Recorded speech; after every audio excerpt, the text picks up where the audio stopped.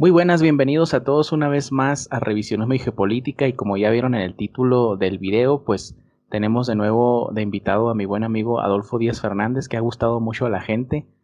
Y bueno, saludarte, Adolfo, muchas gracias por estar acá de nuevo. Muchas gracias a ti, Samuel, por la oportunidad y el espacio, y es un gusto que les haya gustado nuestro trabajo.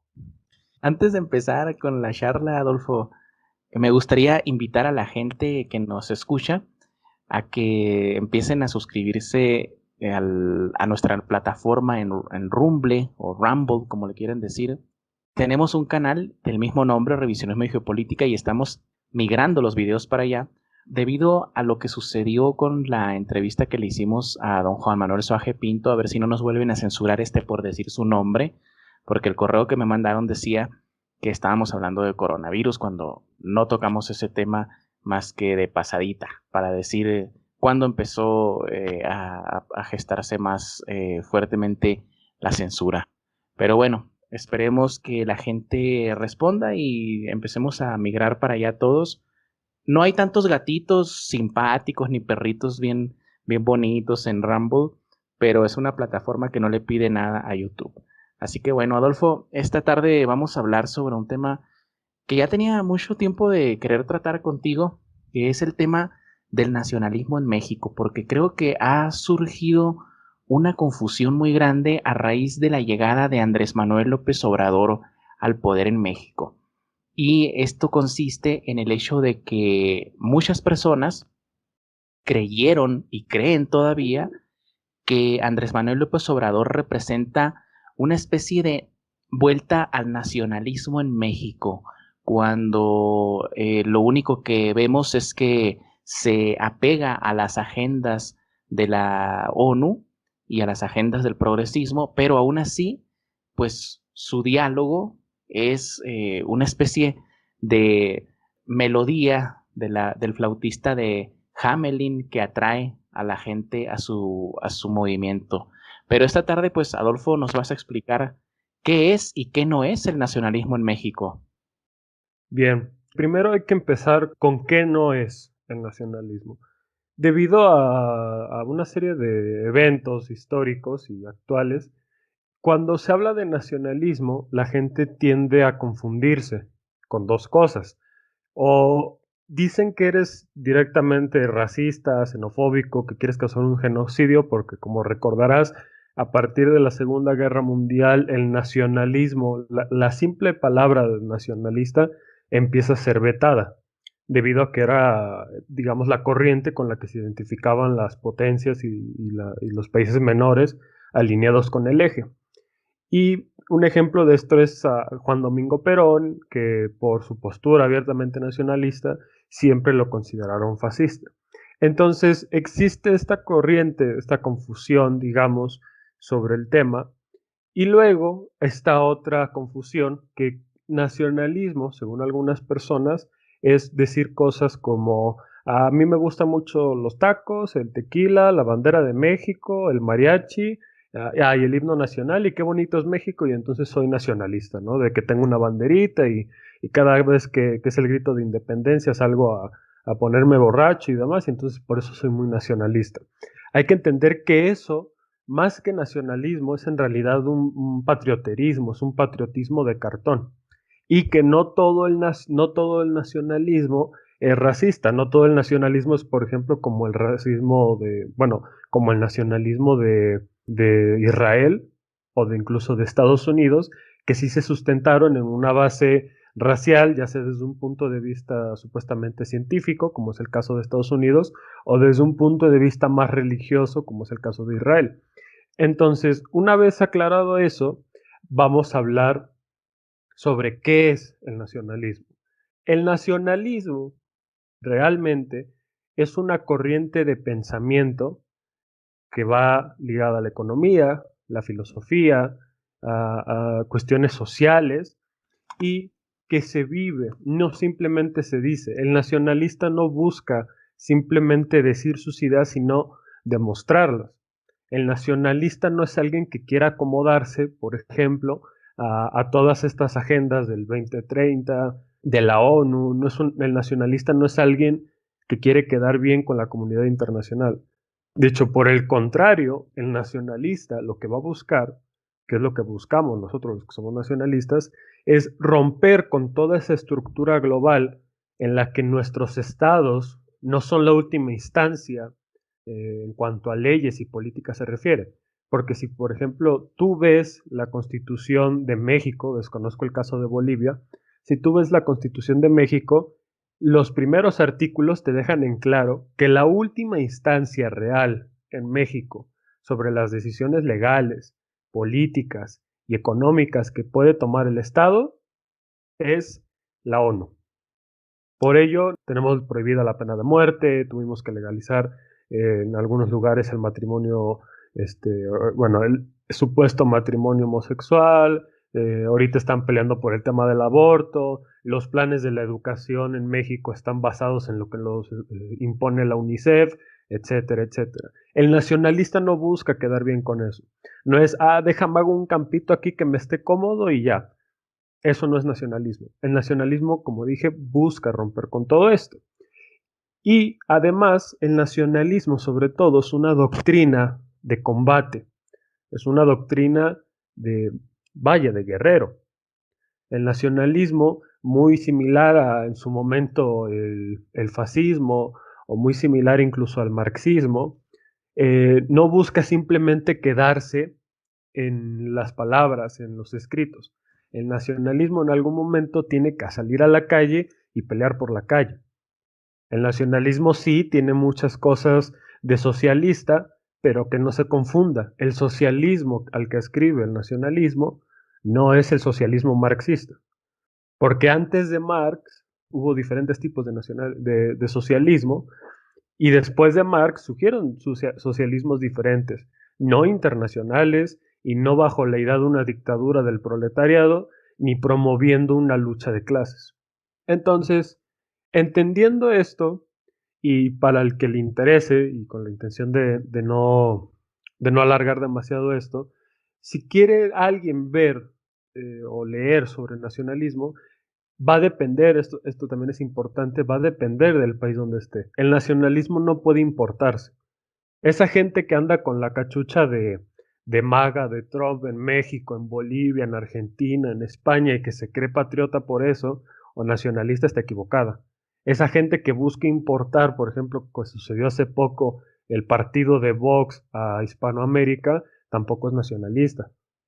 El nacionalismo lo tiene que buscar el pueblo y las personas de ese pueblo en cuestión, lo tiene que buscar en base a lo que ya hay.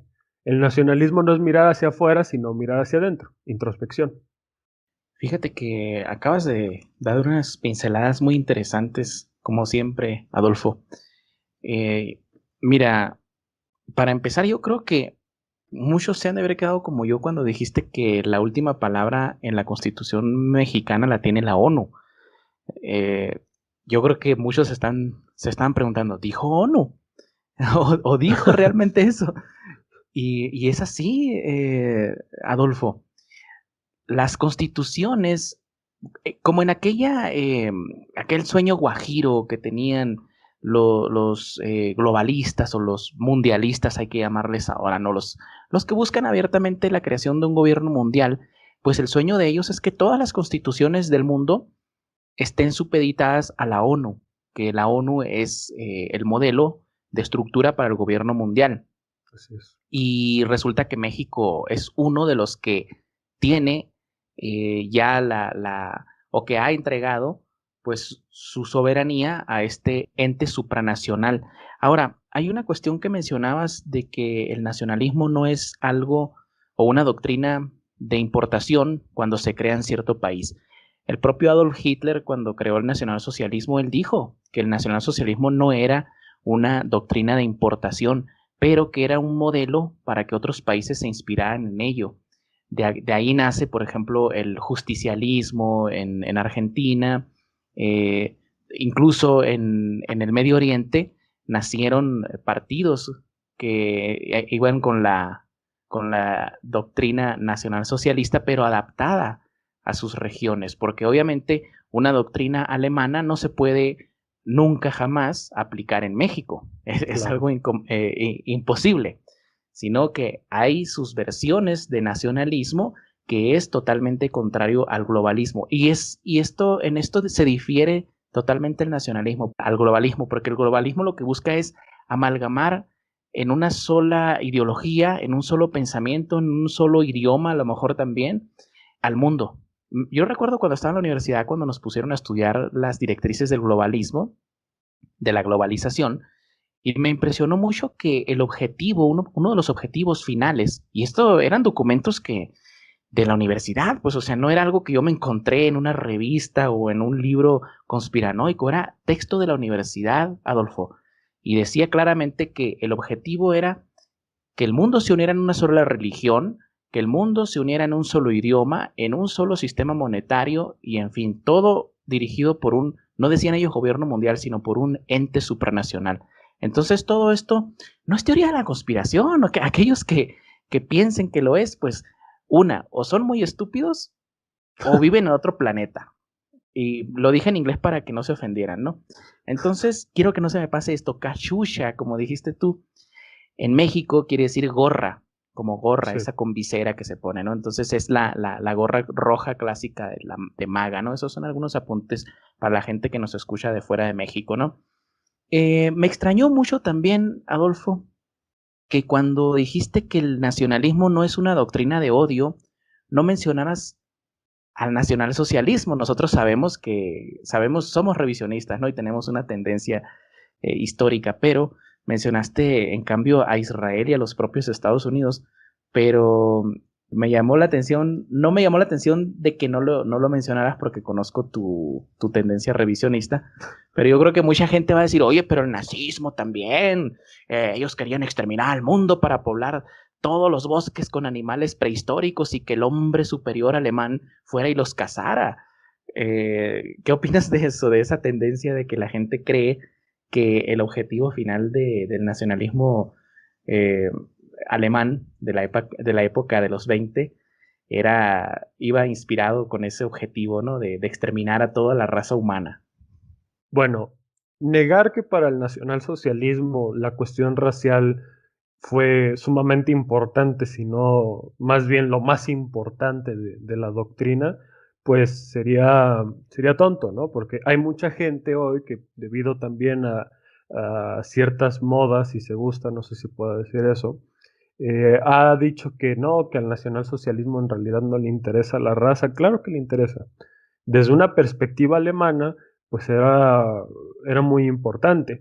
Y esta es la razón también por la que, por ejemplo, Perón se termina deslindando del nacionalsocialismo en uno de sus escritos diciendo que lo que más critica del nacionalsocialismo es cierta idolatría a la cuestión racial. Pero ¿por qué hay esa, si se gusta, idolatría a la cuestión racial? Pues porque el contexto alemán, como el contexto anglosajón, es muy diferente al nuestro. Nosotros, eh, aunque a algunos no les guste, somos producto de la unión de dos mundos. Somos, como decía Sandino y como después rescató José Vasconcelos y Arturo Jaya de la Torre, entre otros, somos en su mayoría en Hispanoamérica indolatinos. Hubo una mezcla de razas que se dio por naturalidad debido a que el imperio español empezó a ocupar América y esto es algo que la gente tiene que entender, cuando dos pueblos empiezan a convivir en un mismo espacio por la razón que sea, solo existen dos salidas para ese pueblo, para esos pueblos. Uno es el exterminio, es decir, una guerra a muerte y a ver quién queda en pie, y otra es la mezcla, la convivencia. En Estados Unidos lo que vimos fue lo primero con, con los indios. En México también tuvimos una fase así, cuando por ejemplo los chinos empezaron a ser un problema.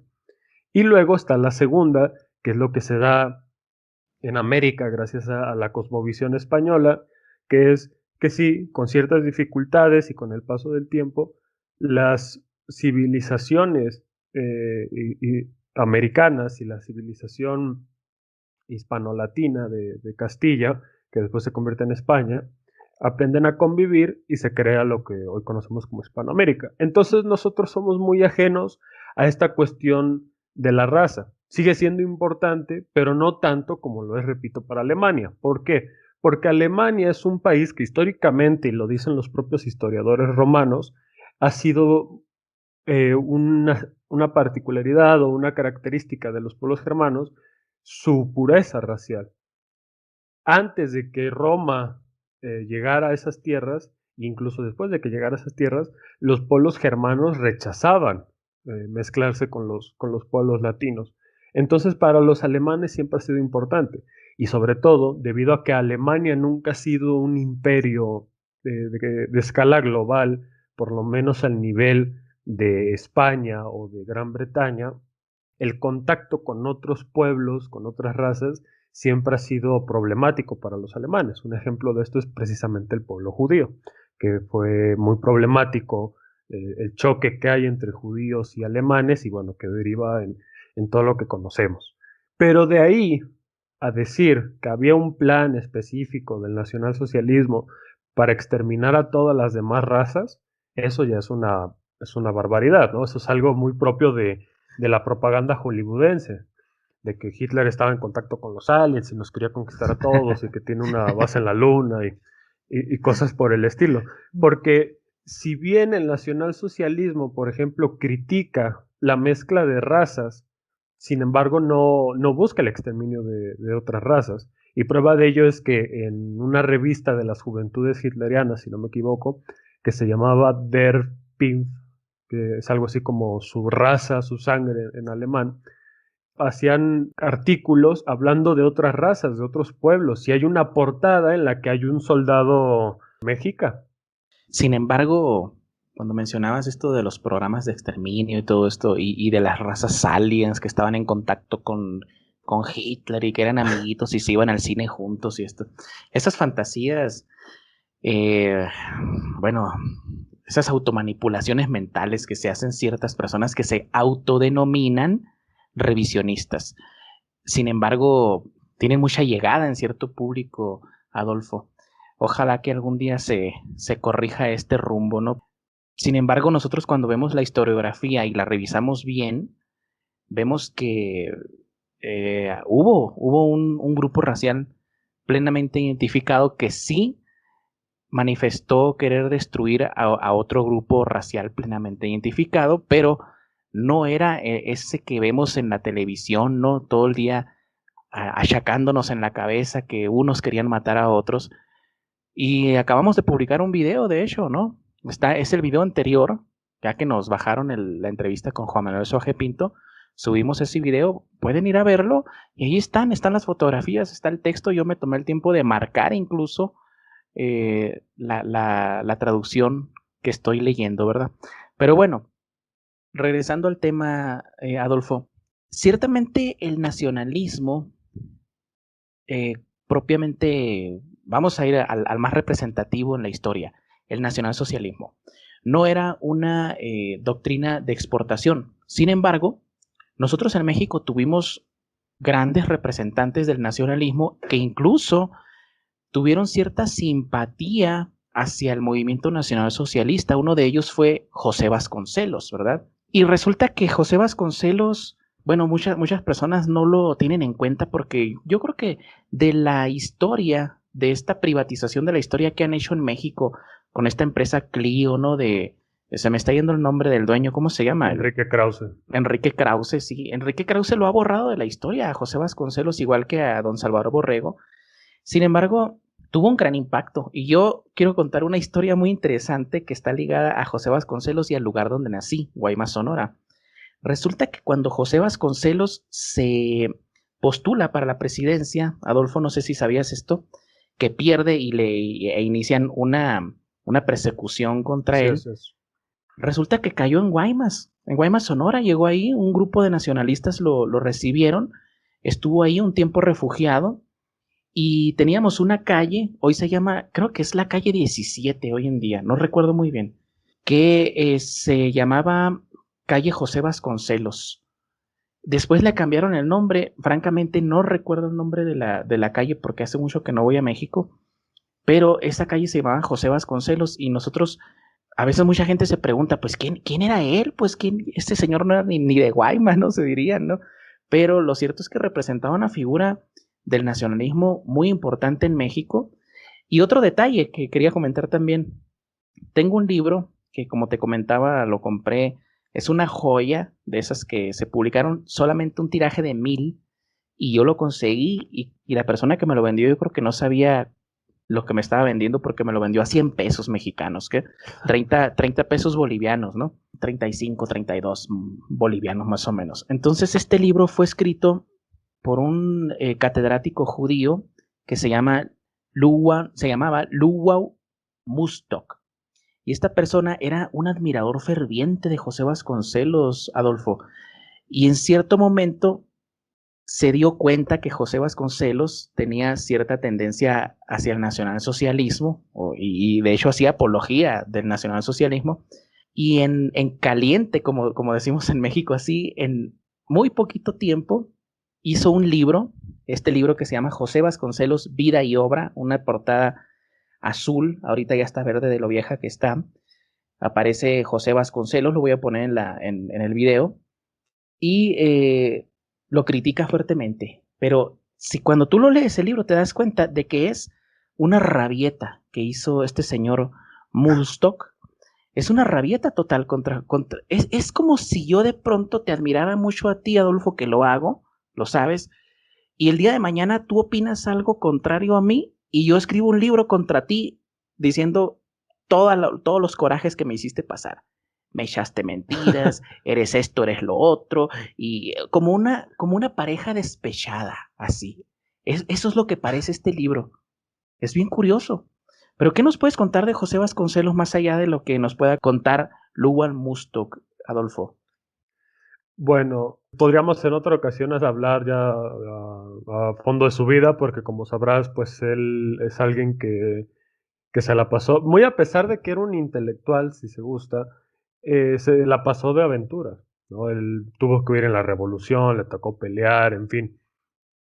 Entonces, para no andar tanto en eso, y ya entrando más en su postura nacionalista, bueno, José Vasconcelos es un personaje muy interesante porque él empieza su, digamos, vida política uniéndose al maderismo. El maderismo era una corriente patriota de tendencia liberal, democrática, que se oponía al porfirismo, pero en realidad lo que quería, muy contrario a lo que la gente cree, no era destruir todo el país como se hizo y luego imponer una dictadura como sucedió con Calles, sino que buscaba darle una sustancia más humanista, más justa al porfirismo, que iba de acorde a los tiempos, ¿no? Porque ya es cuando empieza la preocupación por el obrero, la situación del campesinado, etcétera, etcétera. Y entonces Vasconcelos pasa por la revolución como maderista durante un tiempo por clara conveniencia de que era el único personaje que podía establecer un gobierno en legalidad para darle sustento a la Convención de Aguascalientes, apoya a Carranza, pero luego Carranza, como siempre, pues decide imponerse o tratar de robar el poder y, bueno, se pelea con Carranza, anda con la convención, con Eulalio Gutiérrez y luego termina en el exilio durante todo el gobierno de Carranza hasta la llegada de Obregón al poder.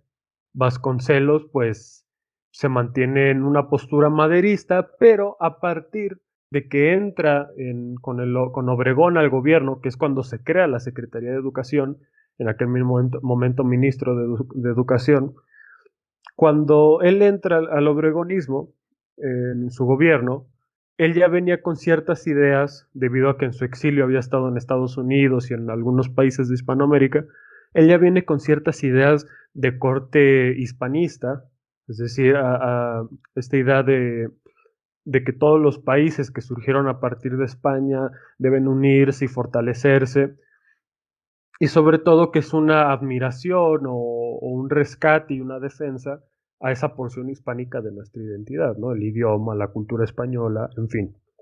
Y cuando ve que Obregón no va a hacer las cosas bien, cuando ve que se empieza a torcer su gobierno por la corrupción, por Calles, por compromisos extranjeros, Vasconcelos rompe totalmente con Obregón y de nuevo parte al exilio. Pero En ese transcurso de tiempo, Vasconcelos empieza a interesarse por darle una identidad al pueblo de México. ¿Por qué? Porque durante todo el siglo XIX se estuvo insistiendo en que o México tenía que ser indigenista, en sentido de apelar únicamente a la parte indígena o india de nuestra identidad y negar todo lo que tuviera que ver con España, o algo que él empezó a ver, que es el surgimiento del pochismo o la sajonización de México. ¿Qué es esto? Él veía que ciertas figuras como Calles, como el propio Carranza, entre otros, o eran utilizados o abiertamente estaban trabajando para eso, querían hacer un copia y pega de Estados Unidos en México, que es algo que hemos vivido desde que derrocaron a Iturbide. No por nada, la constitución, la primera constitución de México es una copia barata de la de Estados Unidos, y hoy por hoy el nombre oficial de México es Estados Unidos Mexicanos. Entonces, Vasconcelos empieza a ver estas amenazas y él, de forma de respuesta, de reacción, él empieza a suscribir al hispanismo. Pero a partir de sus viajes por Hispanoamérica y por todo México, se va dando cuenta de la importancia de la raza en estos territorios, de las diferentes razas que conviven. Él empieza a idear, todavía no le da forma, pero empieza a idear cosas como la raza de bronce, la raza cósmica, y a la par de que Sandino hace una declaración en 1923, si no me equivoco, sobre los indolatinos, que es lo que Sandino consideraba pues nuestro pueblo, Vasconcelos empieza a acercarse más a estas ideas, y finalmente, para cuando se hace la guerra cristera, Vasconcelos, que estaba en abierta guerra contra Calles desde que lo conoce, él se une al frente, digamos, político o electoral de los cristeros y busca ganar las elecciones, le hacen un fraude y se ve obligado a irse al exilio. Y en el exilio, Vasconcelos empieza a ver, como otros tantos, el ascenso del fascismo en Italia y luego, en 1933, el ascenso del nacionalsocialismo. Y entonces, de 1933 a 1941, 42 más o menos, Vasconcelos, a través de la embajada y de los consulados alemanes, entra en contacto con el gobierno de Hitler, ¿no? Del Tercer Reich, y empieza a tener simpatía por el nacionalsocialismo. Tanto es así que, con ayuda de los consulados alemanes y la embajada alemana en México, él hace una revista que se llamaba Timón, en el que también escribió una figura muy importante de Jalisco que se llamaba Gerardo Murillo, que es mejor conocido como Doctor Atl, que es este pintor vulcanólogo. Y bueno, en esa revista Vasconcelos efectivamente hace propaganda al Tercer Reich, hace apología al nacionalsocialismo y sobre todo incita al gobierno mexicano a aliarse con el Eje. Pero vamos a entender una situación. En ese momento, entre 1933 y todavía 1942, cuando la situación de la guerra parecía favorecer a Alemania, la realidad es que las naciones del tercer mundo o del llamado mundo emergente veían en Alemania, en Italia y en Japón una posibilidad de derrotar al imperio de Estados Unidos y al imperio de Gran Bretaña para liberarse. Esa es la razón por la que muchas naciones de África, de Medio Oriente, de Asia y de Hispanoamérica deciden apoyar a Hitler y llevan buenas relaciones con el Eje. Sin embargo, a partir de que se hace evidente la derrota de Alemania, muchas de estas personas empiezan a deslindarse de sus posiciones o directamente tienen que esconderse. Vasconcelos en lo que hace es una revisión de sus ideas y con el tiempo cambia de opinión y escribe La raza cósmica, finalmente, en donde él hace una crítica precisamente tanto al nacionalsocialismo como al sionismo, como al nacionalismo blanco de los anglosajones, y entonces él rompe con el nacionalsocialismo, como también lo hace después Juan Domingo Perón, y se acerca, de hecho es muy curioso, y se acerca al peronismo. Antes de morir en 1948, 49, si no me equivoco, en Argentina se celebra un Congreso Nacional de Filosofía en donde invitan a José Vasconcelos. Y en ese momento el gobierno era de Perón. Y Perón da un discurso y después del discurso Vasconcelos en público le dice, le expresa primero su admiración a él, a lo que está haciendo, y reconoce, palabras exactas, la, la vocación sanmartiniana, no solo de mejorar y liberar a la Argentina, sino también de fortalecer los lazos de Hispanoamérica y liberar a Hispanoamérica. Entonces Vasconcelos, como muchas otras figuras de la historia, pues tuvo digamos, sus ires y venires en cuanto a ideas y a pensamiento. Hay un momento en el que Vasconcelos se aleja del catolicismo y luego regresa, en fin. ¿Y qué ocurre con la crítica que se le hace a él? Que no se entiende el contexto y que no se entienden las ideas de Vasconcelos y sobre todo que se niega a la gente a estudiar después lo que él escribe.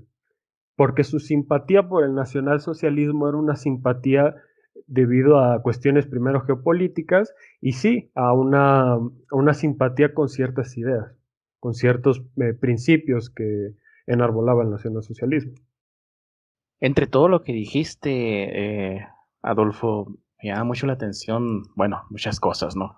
Obviamente, ¿no? La figura de José Vasconcelos necesita más estudio dentro de la historia de México, ¿no? Muchas personas ni siquiera lo mencionan, como dices tú. Se trata de borrar de la historia la figura de José Vasconcelos y lo que mencionas, ¿no? De que mucha gente se niega incluso a estudiarlo. ¿Por qué? Por un fanatismo que siempre existe en las personas que en lugar de ser historiadores, pues son propagandistas, ¿no? Así es. Y volviendo un poquito a este libro que te mencionaba de Isaac Bard Leval Munstock, que es supuestamente, bueno, aquí en el libro dice un historiador estadounidense, no es estadounidense, es israelí, es judío. Esta persona, algunas de las cosas que critica de José Vasconcelos es incluso, fíjate al grado que llega, de cuando José Vasconcelos alguna vez dijo que en Estados Unidos los sabores de los refrescos eran estándar, o sea, no eran cualquier cosa del otro mundo, pues eso le critica, ¿no? Pues, oh, ¿por qué critica la Coca-Cola, no? Cosas así, ¿no? O sea, se encargó de buscar todas las frases que fueran criticables de José Vasconcelos, que todos tenemos frases criticables.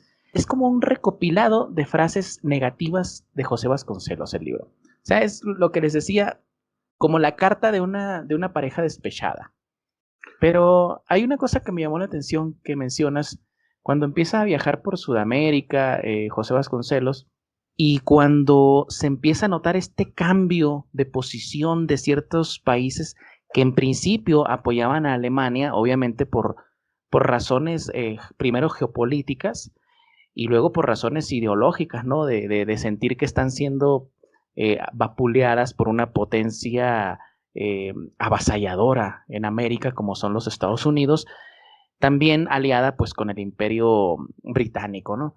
Y resulta que ahora que aprovechando, ¿no? Para mis amigos bolivianos que nos van a escuchar, aquí en Bolivia sucedió lo mismo, Adolfo. Resulta que había un libro que se publicó en el año 42. Aquí había una gran comunidad alemana antes de la guerra y durante la guerra. Y durante la guerra, cuando Alemania parecía ir ganando, no se le molestaba a los alemanes, ¿no? Sin embargo, apareció un libro en 1942 que se llama Los alemanes en Bolivia. Y es un libro muy bueno, ¿no? Es la historia de los alemanes, a qué se dedicaban aquí en Bolivia, qué actividades culturales hacían, etcétera, ¿no? Es la historia de la comunidad alemana en Bolivia. Sin embargo, había una parte en la que decía que los bolivianos, a pesar de tener una riqueza inmensa en recursos naturales y en mano de obra y en cultura, nunca iban a ser una potencia mundial porque había mucha división entre los pueblos que la componen. Y eso, que es una realidad, se ha visto hace poco con Evo Morales. Evo Morales ha exacerbado el indianismo en lugar de llegar y decir, vamos a componer las cosas, nos vamos a unir todos por el bien de la nación. No, pues la izquierda, ya sabes, ¿no? La izquierda se aprovecha de las grietas, las ensancha y divide y vencerás, ¿no? Entonces, eso es un hecho, ¿no? No podemos negar que aquí la situación en Bolivia es muy regionalista, ¿sí? El simple hecho de los epítetos que se ponen, ¿no? Que no los voy a repetir aquí, ¿no? Pero bueno, ¿qué pasa? Que ese libro fue tomado como pretexto cuando Alemania empieza a perder la guerra para decir, ¿sabes qué? Vamos ahora a seguir las directrices de los Estados Unidos y la comunidad alemana se larga. Así de sencillo. Y esto es algo que tal vez no lo saben nuestros amigos bolivianos, pero lo pueden corroborar en la página 86 de un libro de una escritora que se llama Irma Lorini, que se llama Nazis en Bolivia. Y si no, pueden ir también a la biblioteca y preguntar por este libro Los alemanes en Bolivia, de Fritz Kluber, y pueden corroborar ahí que no se encuentra nada racista dentro de ese libro, sino algo real, algo realista. Pero, decir la verdad, lastima. Y más para la persona a la que se la dicen, ¿no? Gustave Le Bon ya lo decía, aquel que le dé fantasías a las masas va a ser su amo, pero la persona que llegue y le destroce esas fantasías y le diga la verdad se convierte en su enemigo y en su víctima. Es una cuestión de psicología de masas, ¿no? Entonces, no solo Claro. eso sucedió aquí en Bolivia, Adolfo, en México también pasó eso, porque teníamos movimientos afines al nacionalsocialismo muy interesantes, ¿no? Pero que empiezan a menguar cuando Alemania empieza a perder la guerra, ¿no? Y una de ellas fue la persecución a José Vasconcelos y el cierre de su revista que tú mencionabas, Timón, ¿verdad? Hay ciertas cosas de Vasconcelos que también tienen que entenderse. Él siempre insistió que su nacionalismo de corte hispánico, su nacionalismo primero no era simplemente de México, sino que él hablaba de un nacionalismo continental hispánico, es decir, él veía la necesidad, como lo vio Bolívar, Iturbide y otros, de reunificar a Hispanoamérica en una, ya sea en una gran nación o en un bloque de grandes naciones. Y entonces, debido a esto, él critica mucho al indigenismo y hace críticas a ciertas actitudes de los indios en México, razón por la que lo han tachado de antimexicano, de antiindígena, pero cuando tú lees a Vasconcelos puedes considerar que es bastante duro, pero él siempre lo dijo, en un programa que se llamaba Charlas Mexicanas, que todavía lo pueden encontrar por internet, si no es que ya lo dieron de baja, él dice que la crítica se tiene que hacer siempre con amor al prójimo y con la intención de que ese prójimo, de que las personas a la que se le está haciendo la crítica pueda mejorar. Y entonces él hablaba de la necesidad de que México comenzara a criticarse a sí mismo, por lo mismo que comentaste en Bolivia, de que a veces nos negamos a ver ciertas realidades de nuestro país y entonces preferimos callar al que las dice. Pero bueno, entonces él es muy crítico del indigenismo, pero también de los yanquis. Vasconcelos, por la situación que había en México, de que constantemente tenía que estarse exiliando con su familia para no ser asesinado, porque Vasconcelos se ganaba muchos enemigos y hasta la fecha, después de muerto, tiene muchos enemigos. Él le tocó convivir con ese Estados Unidos que comienza a industrializarse. Ese Estados Unidos que a partir de finales del siglo XIX dice que se va a civilizar o que va a ser una nación civilizada, que en realidad simplemente es su maquinización, es decir, el arrasar con todo lo que había antes por medio de las máquinas, y lo hace a toda costa. Y Estados Unidos prácticamente a la fuerza de las bayonetas y se impone a sí mismo lo que considera la civilización y se empieza a convertir en lo que hoy vemos, en donde comen comida congelada, industrializada, tratada químicamente, etcétera. Y Vasconcelos es muy crítico de eso de Estados Unidos. Pero sobre todo Vasconcelos se empieza a percatar de cosas que la gente en ese momento no se da cuenta. Vasconcelos dice, los estadounidenses no han terminado de encontrar su identidad. A veces se sienten españoles y entonces los ves construyendo cosas de tipo español, a veces se sienten británicos, a veces romanos. Los estadounidenses no terminan de encontrar una identidad. Y bueno, él se da cuenta de eso en su comida, en su lengua, en lo que producen. Y él es muy crítico de los yanquis. Y también por eso lo han tildado de anti-yanqui y demás. Pero él lo dice, que su nacionalismo es un antiimperialismo yanqui a la mexicana. Y sobre por qué hay gente que lo critica tanto, bueno, sí su postura, pero sobre todo porque hoy, con todo lo que tenemos de acceso al conocimiento y a la información, hoy nos encontramos en una situación en la que la gente simplemente no quiere aprender, no quiere estudiar, no quiere comprender el punto de vista o la ideología o la religión de la otra persona. Directamente la niega. Entonces, si alguien ve algo de Vasconcelos que no le guste, lo va a negar y de ahí no lo vas a sacar. A mí, por defender a Vasconcelos, me han tildado de panista, de nazi, de fascista, cuando Vasconcelos nunca fue panista, ¿no? Para terminarla de... Y de fascista y de nazi, y en fin.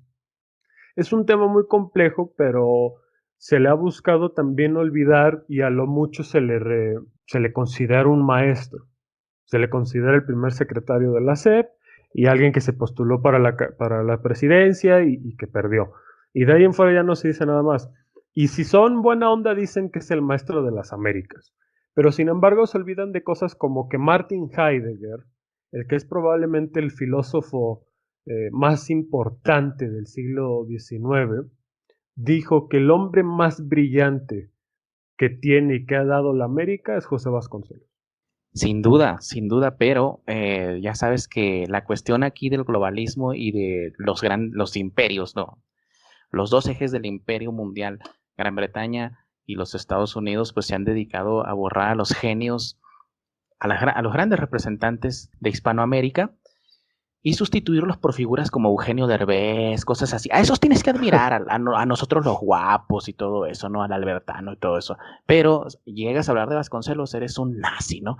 Y mira, Adolfo, hay un artículo, no sé si lo habrás leído, de Héctor Orestes Aguilar, que se llama Ese olvidado nazi mexicano de nombre José Vasconcelos. Y te voy a leer la primera parte, nada más para que veas cómo se expresan de José Vasconcelos, ¿no?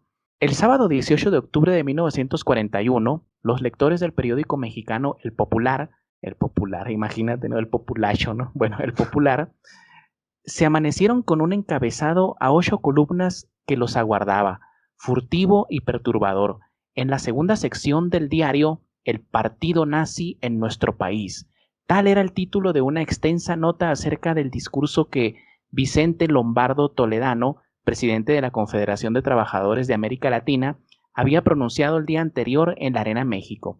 La redacción de El Popular resaltaba las proporciones colosales de la conspiración fascista en México y prometía a los que cursaran el nutrido reportaje una lista completa de nombres, direcciones y actividades de los miembros del partido hitlerista alemán en toda la República. Imagínate, esto era una amenaza, era una incitación al odio, tanto que hablan de incitación al odio, Adolfo, tanto que hablan de incitación al odio.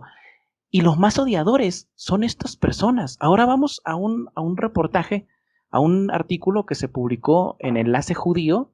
Aquí aparece con fecha de marzo del 2021, pero yo lo leí hace un montón de años, ¿no? Del 2018 yo lo leí. Enlace Judío entrevista A su hijo. a su hijo. El artículo se llama Era nazi y antisemita José Vasconcelos, el primer secretario de Educación Pública de México. Responde su hijo en exclusiva. Y aquí, pues, como tú ya lo habrás leído, pues su hijo se dedica a quedar bien con la sociedad, con Enlace Judío, ¿no? Sí, mi papá era esto, pero yo soy contrario a mi papá, en pocas palabras, ¿no? Una partecita solamente te voy a leer. está platicando él, ¿no? De cómo su papá pues obviamente lo fue empapando de toda la ideología nacionalista, que no nacionalsocialista, solamente nacionalista. Y él dice, entonces yo crecí con una inmensa admiración hacia esas figuras, y cuando yo, alrededor de los 12 o 13 años, me voy enterando de lo que había ocurrido en la Segunda Guerra Mundial en las décadas anteriores, me voy enterando del Holocausto. Me quedé asombrado cuando empecé a oír que mi padre había simpatizado con la Alemania, o como dicen muchos, con el propio Hitler. Y un día, ya debo haber tenido 13 o 14 años, fue muy poco antes de su muerte, le dijo a su papá, ¿no? Recuerdo muy bien, una tarde le dije a mi papá, oye papá, pero ¿cómo es posible que dicen que tú simpatizaste con los nazis? Para mí era algo desde ya verdaderamente lo peor que ha habido en la historia. Así lo afirmo, ahora al menos en la historia occidental. Y entonces me dijo, mira, mijito, mijito significa en México hijo, hijito, ¿no? Mira, Sí. mijito, yo me enteré realmente del Holocausto al final de la Segunda Guerra Mundial en 1940 y no sabía eso. Sí oíamos rumores, pero pensábamos que era propaganda anglosajona, propaganda gringa, o sea, estadounidense, ¿no? Y las evidencias, es decir, las fotografías, las filmaciones, todo eso, empiezan, por ejemplo, a surgir después de 1945. Entonces, de cierta forma, el hijo de José Vasconcelos sí trata en este artículo de quedar bien con la sociedad, pero desliza también ciertos dejos de querer disculpar a su padre de su ideología, Adolfo. Pero bueno, hablar de José Vasconcelos, la verdad que nos tomaría, yo creo que un programa completo, y yo no creo que uno solamente, no, varios, ¿no? Entonces, me gustaría más que todo, ya para terminar, porque estamos llegando a la recta final de esta emisión, que nos dieras una conclusión, Adolfo, de esos dejos negativos que nos están provocando en México esta palabra que mencionaste al principio, que me gustó mucho, que era el pochismo, que se refiere a los pochos, ¿no? A esas personas que emigran a los Estados Unidos y que regresan con una mentalidad totalmente norteamericanizada, ¿no? De hecho, son personas que tú les ves, como decimos en Sonora, les ves el nopalote en la frente, pero te hablan en inglés, no te pueden hablar en español, aunque sepan hablar español. No te hablan en español, ¿por qué? Como decía nuestro amigo Cobian, nuestro camarada Cobian, porque los hace sentir superiores el hecho de decir, oh, yes, good Sí. morning. O sea, hablar de esa forma, ¿no? A pesar de que saben hablar español, regresan con esa mentalidad norteamericanizada totalmente. Y esos son los pochos. Incluso voy un poco más allá, las personas que nacen de padres que emigran a Estados Unidos y nacen ahí en los suburbios, porque no es gente millonaria, no es gente común y corriente que va y crece allá en los Estados Unidos, del otro lado de Nogales, y ya cruzan, que son 15 minutos para cruzar a México y no te pueden hablar en español. Entonces todo eso, ojo. Yo no estoy generalizando porque tengo muchos amigos pochos. No estoy generalizando, pero yo creo que son lo suficientemente inteligentes para entender que no nos estamos refiriendo a ellos. Estamos refiriéndonos a las personas que por su bajo nivel moral e intelectual regresan creyéndose norteamericanos a pesar de que no debería ser así por ningún motivo. Puede ser que hayan nacido allá y realmente no puedan hablar español, pero nos estamos refiriendo a esas personas que a sabiendas de que hablan español, pues evitan hacerlo, ¿no? Y eso, todo eso genera un choque negativo en México, ¿no es así, Adolfo? Primero, como dices, no hay que generalizar. Y segundo, hay que entender que el término pocho, la palabra pocho, ha variado su significado con el paso del tiempo. Cuando Vasconcelos habla del pochismo y de los pochos, que es de donde yo saco pues esta idea, él en esos tiempos, pocho era una forma de insultar al mexicano que se creía yanqui. Entonces, yo parto de esa premisa, ¿sí?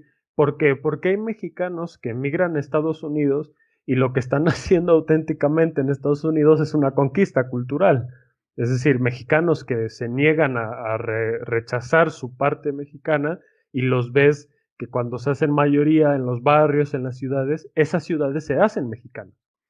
¿Sí? Hay gente muy valiosa del otro lado de la frontera que sigue siendo mexicana, por nombrar a algún amigo Luis Medina, por ejemplo, de Reconquista Network. Sin embargo, ¿qué ocurre? Debido, que esto es algo que siempre ocurre cuando un imperio surge, debido al poder de Estados Unidos y a su, digamos, progreso, entre comillas, económico y tecnológico, obviamente surge cierto complejo de inferioridad en aquellas naciones a las que domina.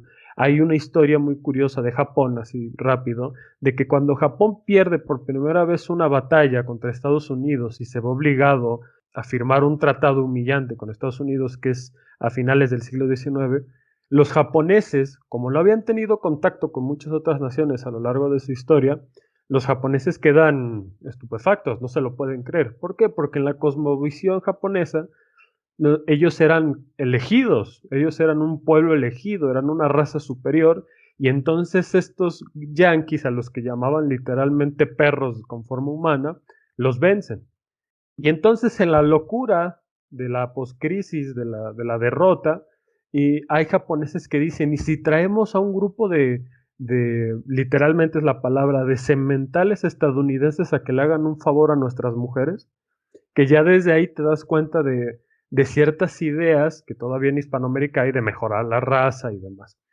Entonces los pueblos que son dominados por cualquier imperio sufren un conflicto de identidad y desarrollan complejos de inferioridad maltratados. Y ese complejo de inferioridad en México se ha expresado de esa manera. Mexicanos que van un mes a Estados Unidos y que regresan sintiéndose yanquis.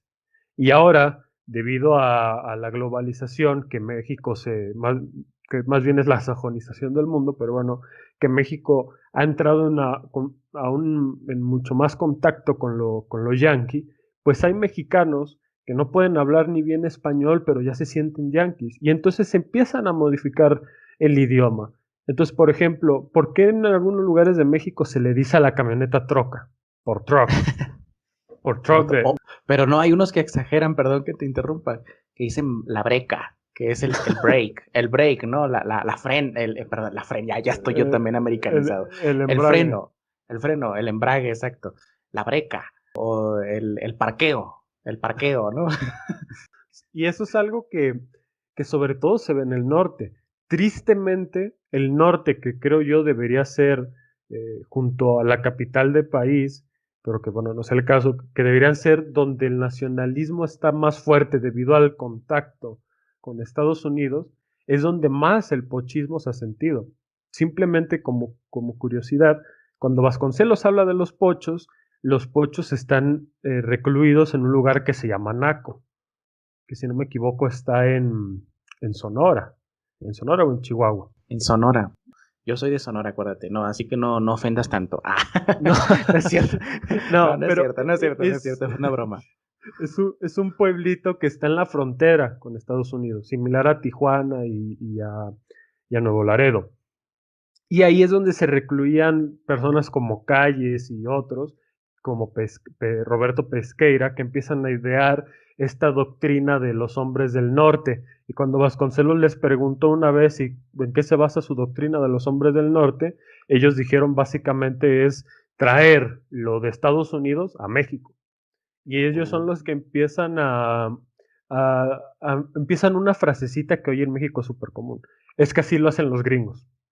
Es que así se hace en Estados Unidos. Y entonces, como así se hace en Estados Unidos, pues así lo tenemos que hacer todos, porque seguramente está muy bien. Pero bueno, el pochismo es eso, es la sajonización de México debido a un complejo de inferioridad mal desarrollado o a una falta de identidad que en la educación no se promueve. ¿Quieren ejemplos de lo que es un pocho realmente así, de qué es la viva imagen del pochismo? Uno fue presidente de México y otro quiso ser presidente de México en el 2018. El que fue presidente de México es Vicente Fox. Primero ya tiene un apellido extranjero. Sí. Y segundo, Fox, que esto es algo que trata Jalife, por ejemplo, Fox no conoce a su padre. Es la clásica historia de los políticos, incluso en Estados Unidos. Y eso ya te habla porque patria viene de pater, de padre. Eso ya te habla incluso de su relación con el país. Y entonces Fox, tú lo ves en las fotos y se pone botas tejanas y sombrero y estaba muy orgulloso de que hablaba inglés y se llevaba muy bien con Bush. Y luego hay otro personaje que se llama Ricardo Anaya, que ese es descarado, porque tiene a su familia viviendo en Atlanta. Sus hijos estudian en Estados Unidos. Y él habla, y también igual se sentía muy orgulloso porque habla francés y inglés. Bueno, esos son ejemplos de lo que es el pochismo. Es la búsqueda de destruir lo que es México a toda costa. Y muy contrario a lo que algunos creen, el pochismo, la sajonización de México va de la mano del indigenismo. El indigenismo, ¿dónde empieza? ¿Con quiénes empieza? Con los gringos. Es muy curioso que los gringos en el siglo XIX y XVIII y todavía en el XX decían que el único indio bueno era el indio muerto. Pero sin embargo, el embajador de México en Estados Unidos, Poinsett, es el primer político que hay en México que, por ejemplo, en su casa tenía un cuadro de Moctezuma y se la pasaba criticando a los españoles. De las universidades de Estados Unidos han salido todas estas ideas indigenistas. De las universidades de Estados Unidos se han promovido investigaciones disfrazadas de simple trabajo arqueológico que han buscado exacerbar lo que hicieron los pueblos de América, que yo no digo que sean bárbaros ni tontos, porque eso también es una estupidez. Digo, será el Sereno, pero Tenochtitlan era una gran ciudad, ¿no? El imperio inca era una gran civilización, con todos sus defectos. Pero bueno. Y entonces, de la mano de este pochismo, del sajonismo, han promovido un indigenismo por una sola cuestión. Y con esto ya voy a terminar. Lo que buscan es, al promover el indigenismo, provocar un choque racial, cultural, incluso religioso en nuestras naciones. Tú que vives en Bolivia, Bolivia y Perú actualmente son los mejores ejemplos, junto con Argentina y Chile por la cuestión mapuche, de hasta dónde puede llegar el indigenismo que promueve Estados Unidos. Lo que se busca es generar conflictos similares a los que había antes de la construcción de nuestras naciones por parte de España, en donde tenemos que ser honestos, México no existía, Bolivia no existía, Perú no existía, Argentina no existía, lo que existían era una serie de tribus y de pueblos, unos que lograron desarrollarse como imperio, otros que no terminaron de ser tribus, que estaban en una constante guerra, que de hecho eso fue lo que estratégicamente le da la ventaja a los españoles en México. Los aztecas nunca lograron llegar a un acuerdo con los demás pueblos de la región y cuando llegan los españoles y les dicen, los vamos a liberar de los aztecas a cambio de que se unan a nuestra religión, pues claramente los indios dijeron, pues no somos tontos, ¿verdad? Nos conviene. Y en Perú hicieron lo mismo. Entonces, esta situación, lo que están haciendo con el indigenismo es recrear esta situación.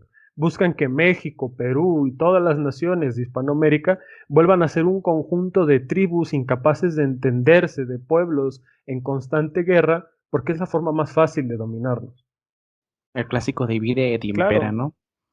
ya nos dividieron una vez con las independencias y luego cuando Bolívar junto con otros quiso volver a reunificar Hispanoamérica, fue imposible, le hicieron la vida imposible. Bolívar pelea incluso contra las logias, de ahí para otro tema, pero constantemente han buscado dividirnos. Entonces la Gran Colombia, que eran 4 países, que hoy son 4 países, se dividió. Argentina, que pudo haber sido la unión de Chile, Bolivia, Perú y Uruguay y Paraguay, está dividida en cuántos países. México, que tenía parte de Centroamérica, ve en cuántos países se dividió. Lo que han buscado constantemente es dividirnos. Y eso es lo que el pochismo y el indigenismo al final del día están consiguiendo. Bueno, sin embargo, ahí la historia de Bolívar, como dices, es para un tema en especial. Y bueno, antes de despedirnos, me gustaría obviamente aclarar que como estamos diciendo, no tenemos nada en contra de los mexicanos que se van buscando una vida mejor en los Estados Unidos. Eso está fuera de discusión.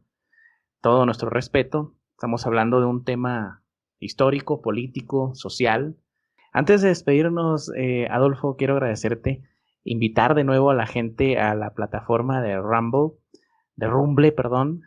Me dijo un amigo argentino, di Rumble porque no, hay mucha gente que no entiende esto. Mi amigo Martín Álvarez, que le mando un abrazo.